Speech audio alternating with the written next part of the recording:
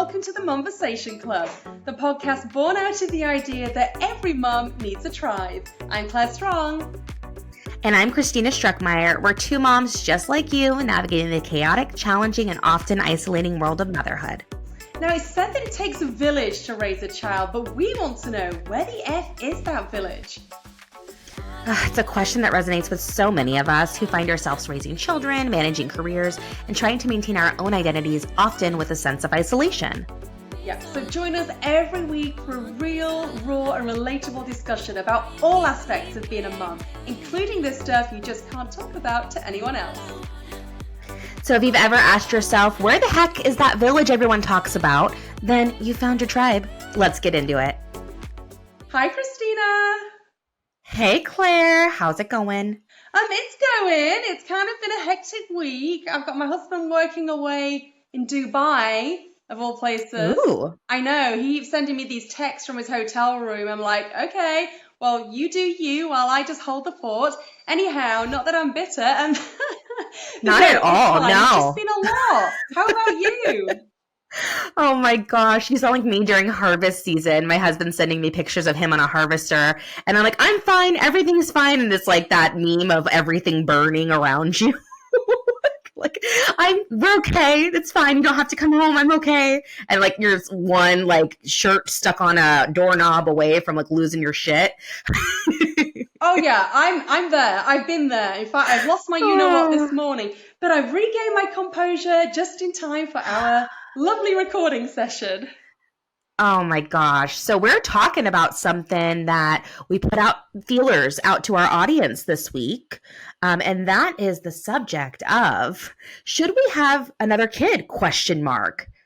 And Claire, you got to share what you said earlier. Well, I said, heck no! !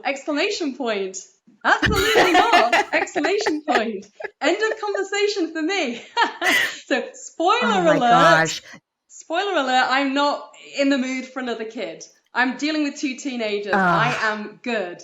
But you're like, I'm closing shop. It's done. Well, listen, you're in a very different stage to me. So I have my girls are 13 and 15. I need to focus on me now. I need to focus on getting my career, restarted. Yeah. We've got lots of exciting work projects like this going on, and I have enough on with my two girls. I cannot think of anything worse than having a baby with two teenagers. I mean, the teenagers are more work than 20 babies put together. Oh my gosh. Mean, seriously. Yeah, but you're in a different stage. So tell me about you. I can imagine. Where do you fit in this? Well, so this question is definitely something that's like top of mind for us, but also the reason I put it out is there's just so much content around that piece, because when you're a mom and you're in that baby making stage and you're like questioning whether or not you want to have another, whether you already have one and you're going to 2, or maybe 2 to 3, or maybe you're insane and you're going 5 to like 6. Oh, no, but like there is I don't need to worry about that. Did you just have a heart attack? I have a friend of mine who had 5 girls, and she went for another child and got twin boys. Oh my God. I know. So she already had 5. So she's got her hands clinically full. insane, wanting another one. And then she got 2. Oh my God. She got 2 twin boys. Yeah. So you just never know. But she really does, though. I am always so amazed by her her Instagram. But yeah, so there's this topic of like, how do you know when you're done, with the amount of kids that you're going to have? And as our moms that are listening to us, maybe they're in that season, or maybe they're like you and they're like, no, full stop, we are done, and here's why. But we put it out. We put our feelers out to our audience, and we kind of wanted to know, both from my perspective of how we're navigating this question, but also how you guys are navigating this question. So getting back to me, because I love to talk about myself. We are in a season right now, like you mentioned, the baby stage. For those who are maybe listening to this episode as a first come to our podcast, I have a 9-year-old from a previous marriage who is on the autism spectrum. So while she is 9, it's more like having a 4 or 5-year-old because all the stuff she's into is like that level. And then I also have a 16-month-old who is wild and crazy, but so adorable. And we're in that stage where it's like, okay, another baby. And I've shared on the podcast, we had a couple losses this year. We were trying for a third. But as we took a break from trying and kind of just sat alone with not doing that and kind of taking a break from trying, we went, so yes, third kid, or are we still like, yes, we want to have that third kid, or where are we at? Let's really think about this. Like, let's kind of make sure that we're ready to pull that goalie and really go for it again. So you already had your first from your previous marriage. Mm-hmm. You got with Alex, married Alex, and then you have your baby together. Correct. So tell me about your thinking about adding another into the mix. You know, is two not a good, is that not an even enough number for you? I mean, tell me why. Like, I have two. Yeah. Two.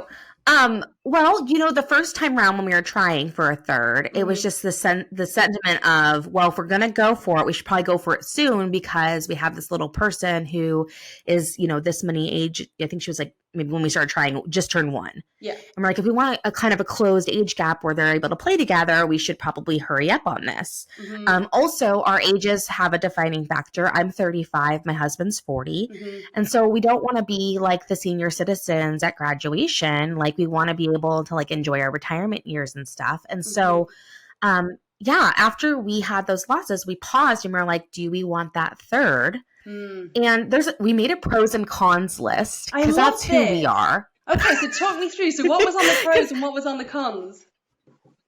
So here's the thing is I've talked to a lot of moms about this because this is something that's been in my season, in my orbit for a minute. And I went, how did you know you were done? And everyone keeps saying I had this feeling. I felt complete. My family felt complete. I felt done. And I've talked to a couple of other young moms, like moms in my age group, and they don't have that feeling. It's like, I would have 100 kids if I could. I love children. Or the opposite, like, oh, well, you know, one and done for me. Like, I knew, but only because of finances or whatever. Like, they had other factors. They didn't feel done. Yeah. So Alex and I, we really couldn't determine whether we felt done or not. 2 is great. We have a great little family going. Everything's smooth sailing. Our kids get along. I'm knocking on all the wood, but like our kids sleep through the night. Like, oh my God, you've been so lucky there. I know. My child, like, it's funny because my sister-in-law came to visit and she's like, okay, we need to put her down for a nap. Like, what do I do? And I'm like, what are you talking about? You just put her down in the bed and you give her baba. Oh, and she's like, what? What's a baba? You need to translate. Oh, her bottle. Sorry. Bottle. Is that she what it has calls a baba, like baba bottle. Yeah. Oh. Yeah. So we give her right now, she's 16 months. So we haven't quite cut out her bottle, but we put water in it for nap. Okay. So she drinks it for a minute and then she kind of throws it and goes to sleep. Yeah. So like we have a real tranquil situation at 7:00 every day. We put our kids to bed and they don't wake up until like 6:30. Oh my God. What the heck? No. Are you just, how is that possible? Are you just lucky? Are you the world's luckiest mom? Or are you doing something that I never knew about? Still don't know I about? mean, I don't think so. I don't know. There's like other pros and cons, right? Like, so Rennie sleeps really well, but she hates to be cuddled. She does not want to be held. She wants to go when she's awake. Okay. So there's no pulling her into your bed and cuddling. Like, there's stuff about her where she's like, during the day she's wild, she's like a feral animal, but like when she goes to sleep, she's out, she's going to sleep. So anyways, we've been like, okay, our family feels great right now, like why would we add a third? So we don't have that feeling of like, am I done or not done? So Alex and I were like on a drive one time, it was probably a couple weeks ago, and we said, fuck it, let's just go ahead and do a pros and cons list. Let's be pragmatic about this and let's do a pros and cons list. So I'm going to go over a few things that are on what should I start with? The cons or the pros, Claire? No, let's do the positives. I want you to tell me why Okay. a third is a good idea. Why a Yes. third? Yes. Okay. Okay. So the age gap is a big one. Yeah. So we have our 9-year-old, and while she is developmentally at a space where she's playing with Rennie right now, as Rennie progresses, we don't know what's going to happen with Stella. Will she progress with her? Will she not? Who knows? And then as school, like they won't be in the same area. They won't be pickups and all that. So we want to have her a playmate. We want to have a playmate for her. We're in a good age window to do it. I'm 35. As you know, like as you go forward in age, you get started getting considered a geriatric pregnancy, which is so effed up. Like, come on, OBGYNs. Like, yeah, can you come with a different name? That. Like, I hate that label. I know there are increased risks as you get over a certain age, but still, it's kind of offensive because there are so many factors that go into a pregnancy and getting pregnant. And a lot of women, they may not have met someone. By that stage, it may just not have been right for them. I mean, for God's sake, there's so much pressure put on us from a pregnancy so much standpoint. Pressure. Yeah. So much pressure. So there's that to consider. It is a consideration. We also have all the baby shit, right? Yes. We just were in the baby stage. So we have the crib, we have the pack and play, we have all the stuff. There's the possibility, because we have 2 girls, that it might be a boy. And so that would be kind of fun, experiencing motherhood with another child that's a different sex. Or, having Alex have a little farm buddy. And then again, 3rd girl would be great too. Girl dad, like that'd be fun. Yeah. Fine. These are my husband's additions, right? Financially, we could claim more on our taxes. Oh, that's so funny. That's such a guy thing. Okay. He also said that, if he has a 3rd child, that's a lot of pressure to like do really well with the farm because he's got 3 mouths to feed. And it's like he's got a big family. Oh, that's funny. So which could be in the conflicts for most people. Yeah, so he sees that as potential career motivation. Correct. That's what he sees it as. So then, and then we get into stuff that's a little bit more like sad, right? So, our grandparents, my grandparents, which is the children's great grandparents, they're in their 70s.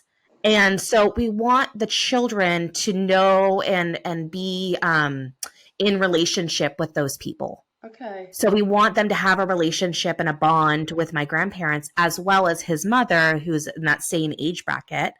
And so if we want them to have a really meaningful relationship where we go on trips and we like visit them often, and then they have a good memory of them, we need to get that going sooner than later.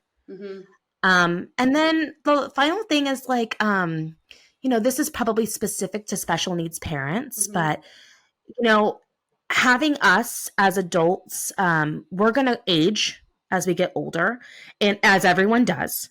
And as you get older, your children, they sometimes help assist in your care.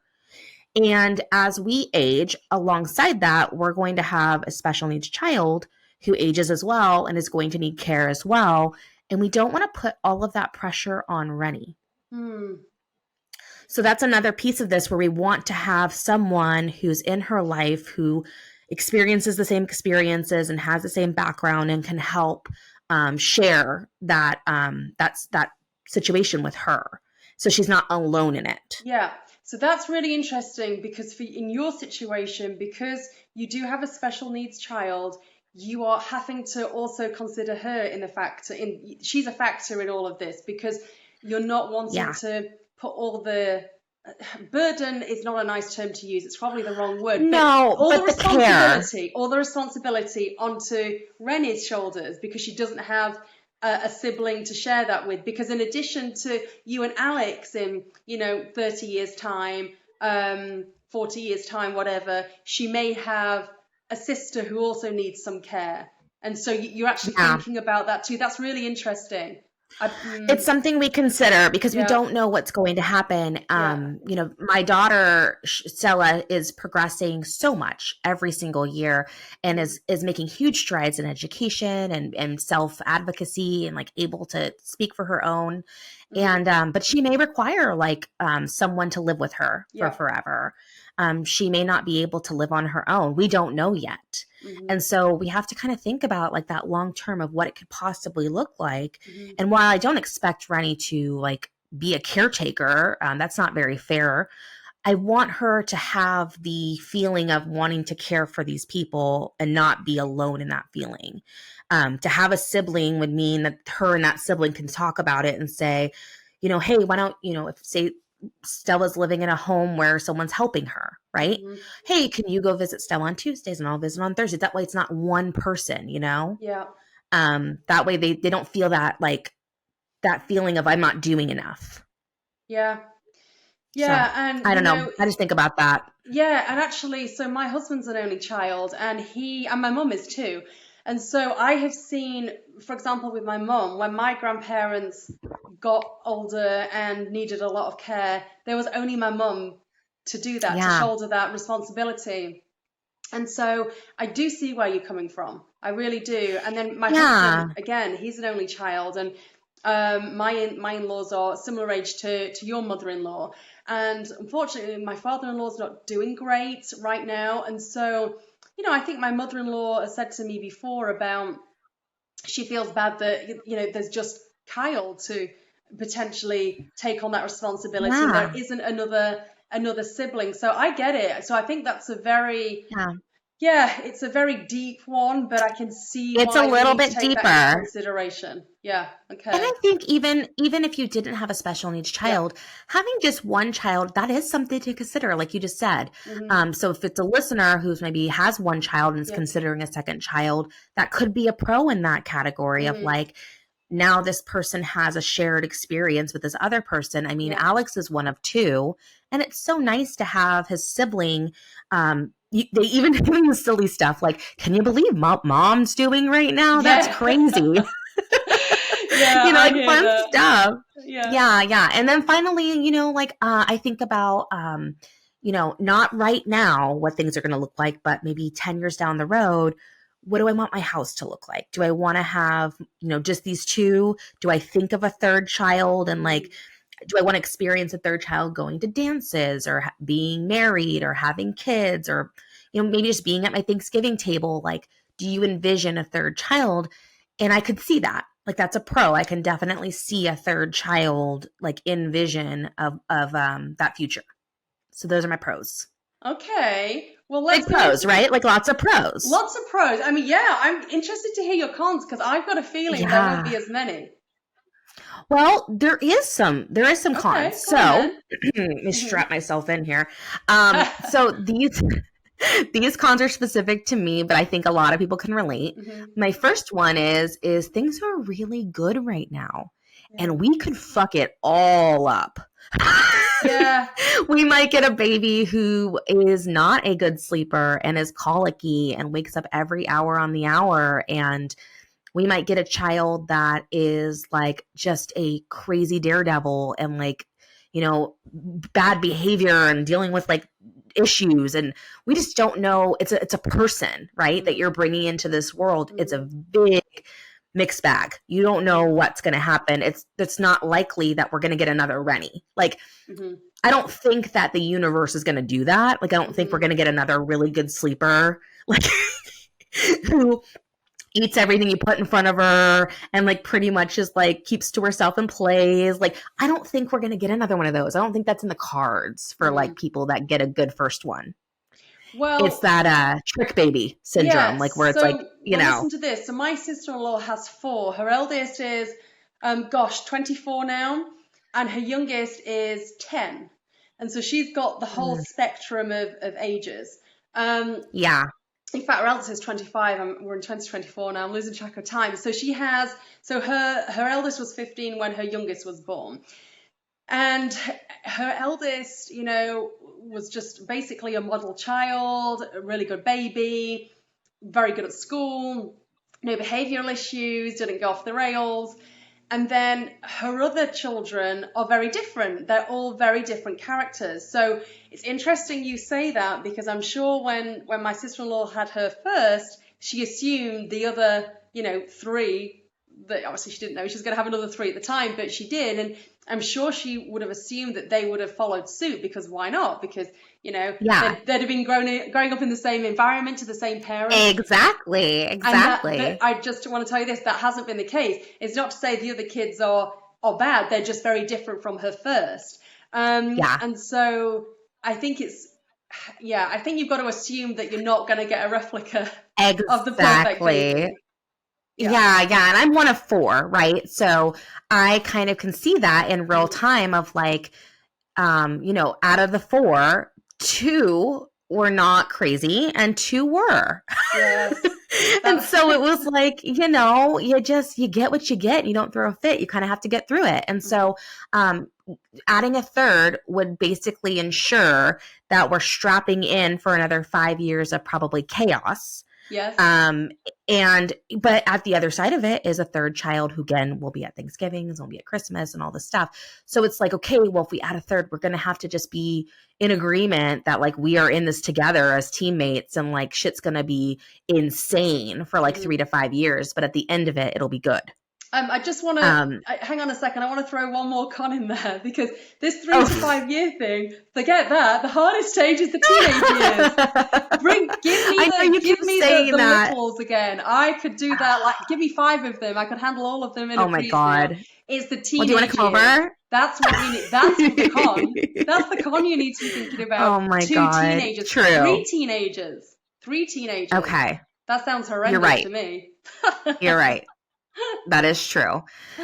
Okay. So getting back to my list, another thing is I have very uncomfortable pregnancies. Right. Like super uncomfortable. I get swollen. I have gestational diabetes. I have like extreme morning sickness, like every symptom you could possibly have, I get while pregnant. And I also tend to gain a lot of weight because I have something called PCOS and it causes me to have issues with my insulin management. That's why I have gestational diabetes as well. So while I'm pregnant, I'm like shooting myself with insulin dosages several times a day. And my body is latching on to all of the like fat storage. So I look like the Michelin man. Like it is a situation. I'm so happy my children are here, but it's not the most glamorous time in my life. Like I'm looking like a stuffed sausage for a minute. Yeah, I hear you. I mean, I had good pregnancies, so I didn't experience that. But if you that's a long time to be not feeling good and to be, it's a dealing long with diabetes and all of that. That it's very harsh on you mentally and physically. Correct. For even if you didn't deal with those things, pregnancy in general for any like person that's pregnant is a rough time. Like it is a sensitive time. There's hormones. There's your body is not your own. And then in the postpartum period, your body is still not really your own because you're going through so much stuff. So it's like strapping in for a good year to 15 months of just like my body going haywire and not being mine. Okay. Yeah, I get that. So that's another thing. So that's a piece. And that isn't insignificant either. It's not selfish. No. That's like major. You're the one doing that work. Well, and your mental health, right? So I've talked about it, but I struggled a lot postpartum. And it's like, okay, well, I might have that happen again. And is that going to be healthy for my whole family? Is it worth the risk of adding that third baby and having those issues again? What's it going to do to the current people that are already here? So that's a consideration. The other thing is like selfishly the alone time. Like I talked about that long stretch of time that we have, right? So when we put the girls down, it is our time. We have like from 7 to like 10 where every night Alex and I we have our grown-up time. And we like watch movies and we hang out, we talk, we have like snacks at night that the kids can't have. Like it's our time to be present with each other.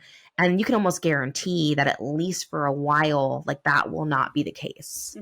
You will not have that time in exchange for like so much wonderful things, but like you are kind of saying goodbye to that for now. So yeah. I have a question. Have you got any more cons, by the way? I mean, just like logistics. Like we don't have a car that fits 3 seats comfortably and has room for Stella in case she flips out. We need to get a minivan. We would have to also worry about what if we go for a third and we have another loss. That's another piece of this where it's like Ah. maybe we try and we still don't even get a third and we incur more mental health stress. So that's kind of the end of my cons. I mean, I'm sure I can think of more, but there's a lot of pros too, right? So it's a Oh, yeah. balanced list. So I got a question. If you weren't able to have a third for whatever reason, how would that make you feel? Because there are a lot of pros to you having a third, having listened to Yeah. your list. How would you Yeah. feel if you couldn't have that third? I think that it would be kind of it would be different because I would feel a certain way for myself and then I would feel a certain way for my husband. For me, I've gone through 2 pregnancies. I've gone through 2 births. I've experienced the baby years twice. And so for my husband, he unfortunately missed out on the first 6 years of Stella's life. And he got to experience it with Rennie. And I think it would be great if he could experience it again. I think I would mourn like the experience for him. Like I would want him to have another upbringing from like the beginning to the middle.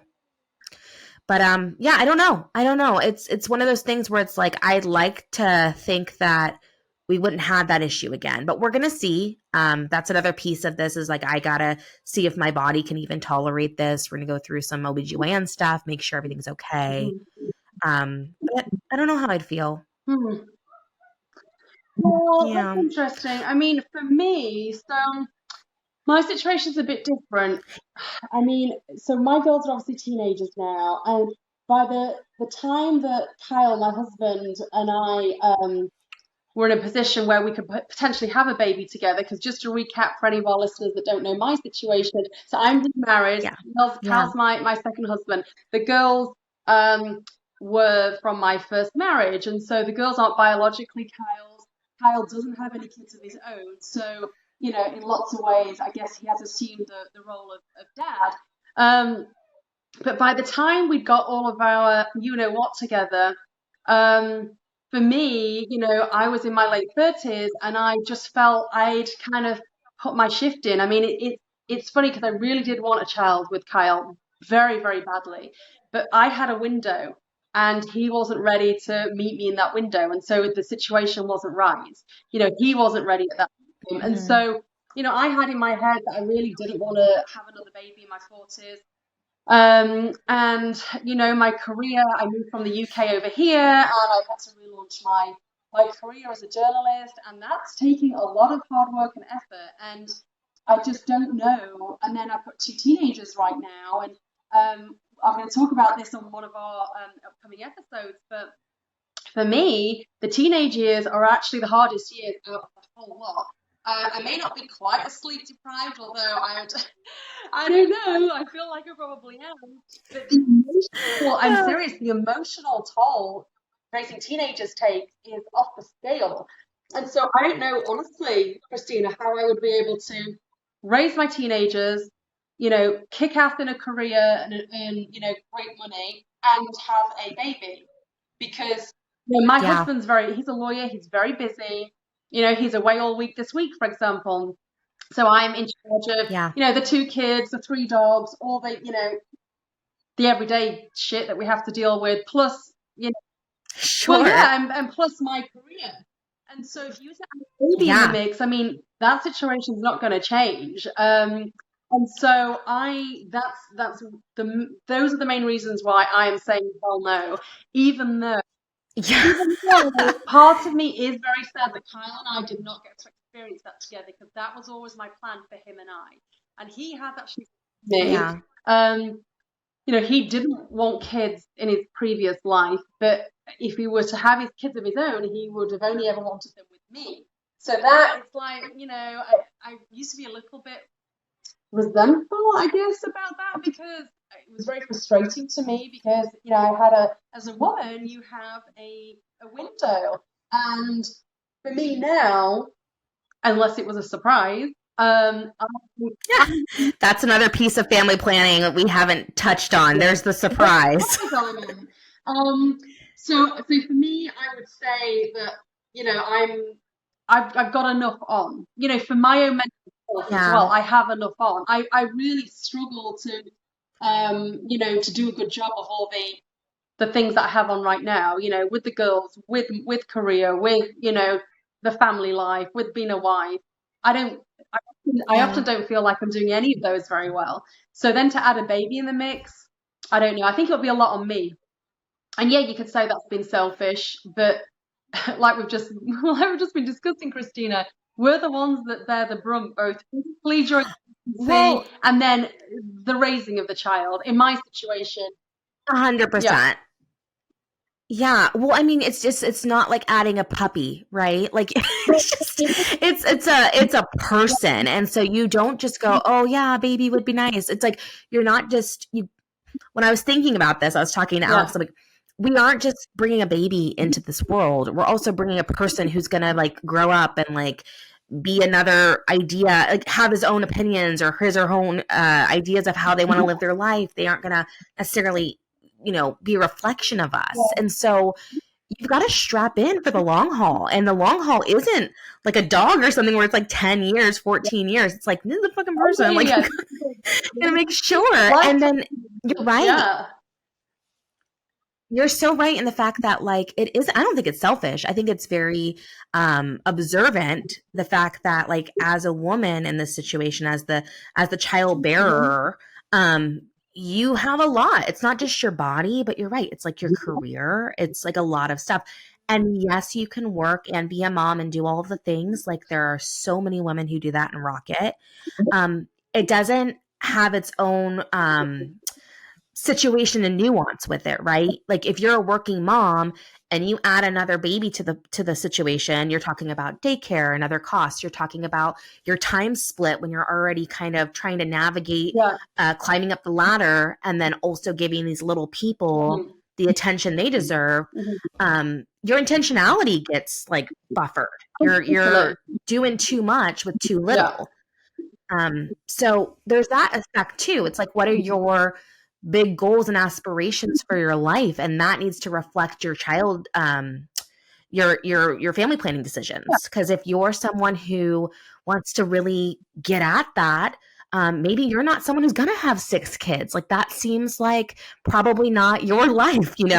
But then if you're someone who maybe your only thing that you want to do is to be a mother and you maybe have a side hustle where you sew, I don't know, like like that would be fine to have 6 kids and be at home and do your thing. Like it depends on what you want as a woman and what you want your life to look yeah, like. I agree. And you mentioned finance there, and that plays a big part too, because if I have another child, that means that I'm either going to have to put them in childcare because I don't have a support network around me. My husband Yeah. can't really help out because he's got a busy, demanding job that requires him to travel a lot and quite often is away for a week at a time. And so, okay, Yeah. then so that's great, but I'm actually not going to make any money at the end of the month if I've got a child that's in. 100%. And so it's like, okay, so I'm busting my butt, juggling all these balls, and for what? And yes, okay, you could say, well, the long term, but yeah, it's just there's a lot that goes into it. What I will say is though, going back to when I Yeah. was having my children, so my eldest, well, I've got two girls, who are now 15 and 13. But it wasn't that I was desperate to have, X amount of children. And if I couldn't have had a second, that would have been fine. But I did think, going back to what you were saying a little bit, it would have been nice for my eldest to have a sibling, just to kind of Yeah. share life with a little bit. So I felt I owed it to her almost to try and give her a sibling. And if it didn't work out, then that was fine. So that was my attitude going into whether to have another child or not. I was Yeah. perfectly happy with my first child, obviously. But I think that was the right decision. Although I've got to say, my God, having two teenage sisters in such close age right now is a lot. I mean, they're just best Oh, friends, and then actually most of the time they're wanting to kill each other right now, if I'm being honest. So right now, I'm thinking, why was that a well, good idea again? I think you just kind of grin and bear and try to like navigate it right now, because when they're adults, I think that they're going to have a special friendship. I Oh, hope. My sister and I, we don't get along. We're 2 years apart. We don't get along always, but when we do get along, we really get along. okay. Um, no one knows me the way my sister does. We have so many private jokes. No one can make me laugh until I almost pee my Yeah, pants. Like, yeah.